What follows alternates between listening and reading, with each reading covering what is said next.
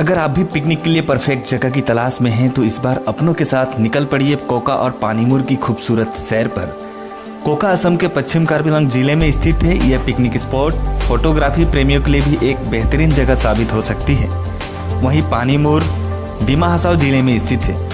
प्रकृति के गोद में बसा यह दोनों मनमोहक पिकनिक स्पॉट अपने झरने, पहाड़ी नदियों और प्राकृतिक सौंदर्य के लिए पर्यटकों के बीच में काफ़ी मशहूर रहा है।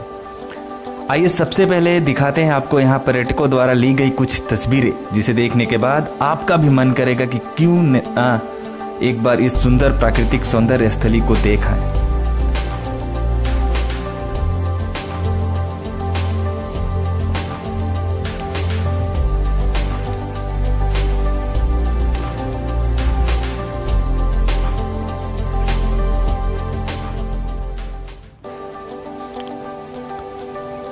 पहाड़ी जिला पश्चिम कार्बी आंगलॉन्ग में स्थित कोका एक ऐसी जगह है जिसे देखकर मालूम होता है कि कुदरत ने इसे बहुत फुर्सत से बनाया होगा। तभी तो मन को छू लेने वाला इसका रूप सैकड़ों मीलों की दूरी से भी लोगों को अपनी तरफ खींच लाता है।